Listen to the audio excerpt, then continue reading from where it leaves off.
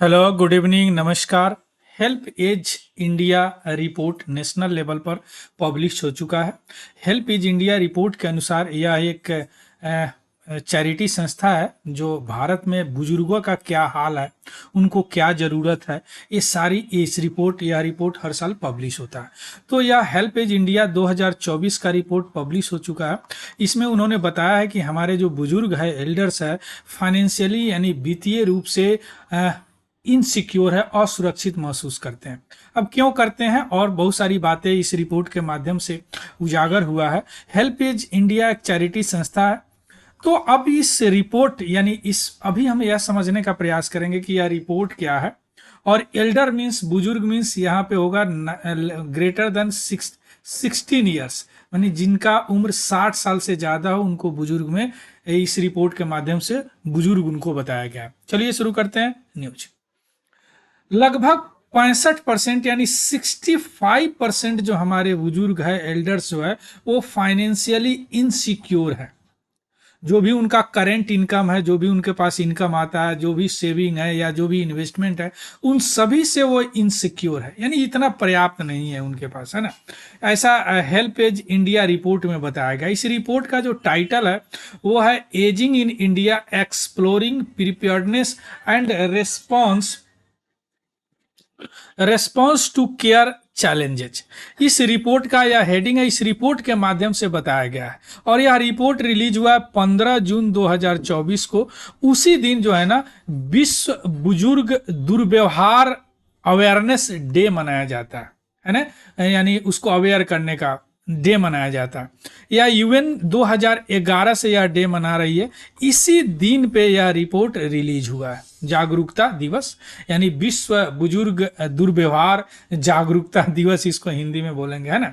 और एल्डरली यानी बुजुर्ग का पॉपुलेशन जो है, यानी 60 साल से और एबव, वह ऐसा उन्होंने बताया है कि 20 पॉइंट यानी 20.8% हो जाएगा 2050 तक। ये गलती लिखा है 2050 तक, जो 2011 के जनगणना के अनुसार 8.6% है ना। इतने बुजुर्ग हो जाएंगे।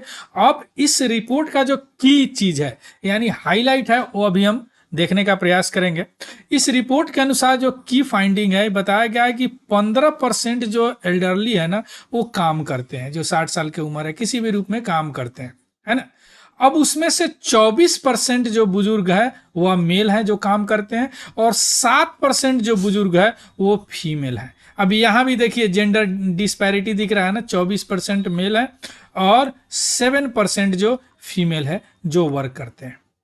अब इस रिपोर्ट के माध्यम से इनको सोशल सिक्योरिटी की अगर बात करें तो केवल 29% जो बुजुर्ग जो हमारे जो हैं वो सोशल सिक्योरिटी स्कीम एक्सेस है, उनसे फायदा उठा रहे हैं, है ना। सोशल सिक्योरिटी में जैसे पेंशन स्कीम हो गया, है ना, और भी सिक्योरिटी स्कीम जो उनको जरूरत होती है, डिवाइस वगैरह दिया जाता है, छड़ी वगैरह, है ना, स्कीम के तहत। तो केवल 29% ही बुजुर्ग को ये सारी चीजें मिल रहा है। इसके अलावा जो रुग्णता है यानी जो उनको बीमारी है, मल्टीपल बीमारी है हमारे बुजुर्ग को, उसमें से 54 यानी 54% जो एल्डरली पर्सन है ना, वह 2 या 2 से अधिक नॉन कम्युनिकेबल डिजीज से ग्रसित है, बीमार है, रुग्ण है। नॉन कम्युनिकेबल में जो फैलता नहीं है ना। अब ये बीमार है 54%, देख रहे हैं।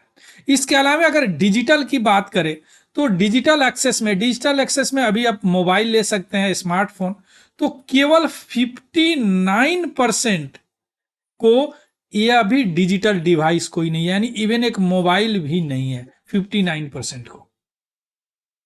बात आ रहा है समझ में? Digital access. सोशल पार्टिसिपेशन की बात करते हैं तो बहुत मिनिमम है, मीन्स केवल 7% जो मेंबर है जो किसी सोशल ऑर्गेनाइजेशन का मेंबर है। बुजुर्ग की बात हो रही है, बात समझ में आया? तो देखिए यह स्थिति है बुजुर्ग का, और बुजुर्ग का पॉपुलेशन है जो धीरे धीरे बढ़ ही रहा है। जो 2001 में 8 पॉइंट समथिंग था, 8 पॉइंट, वह अभी 20 पॉइंट समथिंग होने जा रहा है। क्लियर? अब हम आते हैं कि गवर्नमेंट क्या स्टेप लिया है इस एल्डरली यानी बुजुर्ग केयर के लिए। 2015 में इंडियन गवर्नमेंट ने प्रधानमंत्री व्यय वंदना योजना शुरू किया। यह एक पेंशन स्कीम है। इस स्कीम के तहत उनको रेगुलर इनकम दिया जाता है सीनियर सिटीजन को, जो 60 साल से ज़्यादा के हैं या 60 साल के हैं या उससे ज़्यादा के हैं। 2017 में राष्ट्रीय वयोश्री योजना शुरू किया 2017 में। इसके माध्यम से उनको असिस्टेड लिविंग डिवाइस दिया जाता है, जैसे छड़ी वगैरह हो गया, टॉर्च हो गया, सपोर्ट सिस्टम जैसे व्हील चेयर जिनको जरूरत है सीनियर सिटीजन्स को, जो normally below poverty line category में आते हैं, यानी बीपीएल कैटेगरी में आते हैं। इसके अलावा एक्ट भी है, maintenance and welfare of parent and senior citizens act 2007 के अनुसार, इनके अनुसार उनको मेंटेनेंस और वेलफेयर के लिए सीनियर सिटीजन्स बुजुर्ग के लिए एक लीगल ऑब्लिगेशन बनाया गया है उन पे, उनके चिल्ड्रन और रिलेटिव को, कि उनका देख रेख किया जाएगा, उनका वेलफेयर में इन जो भी उनके चिल्ड्रन है, जो भी बेटा बेटी है, अगर बेटा बेटी नहीं है तो जो भी सगे संबंधी है, उनको यह ऑब्लिगेशन दिया गया है इस एक्ट के माध्यम से। फिर भी यह स्थिति है बुजुर्गों का इंडिया में। क्लियर। अब हम आते हैं कि हेल्प एज इंडिया क्या है, जो शुरू में हमने चर्चा किया। हेल्प एज एक चैरिटी है, लीडिंग चैरिटी इन इंडिया। इसका वेबसाइट खोलेंगे तो वहां पे फर्स्ट पेज पे आपको दिखेगा कि आप डोनेट कीजिए कुछ, है ना। तो यह काम करता है डिसएडवांट, जो एल्डरली पर्सन है, जो डिसएडवांट है, उतना नहीं है उनके पास, उतना बुजुर्ग हो गए हुए हैं, तो लगभग 4 डिकेड से 4 दशक से यह देखभाल कर रही है ना। इसका स्थापना 1978 में हो चुका था और यह सोसाइटी रजिस्ट्रेशन एक्ट 1816 के तहत रजिस्टर्ड है। क्लियर। सो यह हेल्प एज इंडिया है। So this is all about the news. तो इसमें आपने क्या देखा कि हेल्प एज इंडिया यह बुजुर्ग के लिए बड़ा फेमस रिपोर्ट है, और अगर हम बोले कि एकमात्र रिपोर्ट है तो कोई गलत नहीं होगा। जो बुजुर्ग के बारे में देखभाल या रिपोर्ट के माध्यम से करते हैं, यह संस्था, चैरिटी संस्था, यह रिपोर्ट का की फाइंडिंग अभी हम डिस्कस किए। Clear. So this is all about the news. इसका पीडीएफ हमारा Telegram channel Tiwari general study से आपको मिल जाएगा, वहां से आप देख लीजिएगा, उसको भी ज्वाइन कर लीजिएगा। अगर यह आपको अच्छा लगे, अगर इंफॉर्मेटिव लगा हो तो प्लीज लाइक शेयर सब्सक्राइब जरूर कीजिएगा, हमको कमेंट करके जरूर बताइएगा। So thank you, have a good day and happy learning. Thank you very much.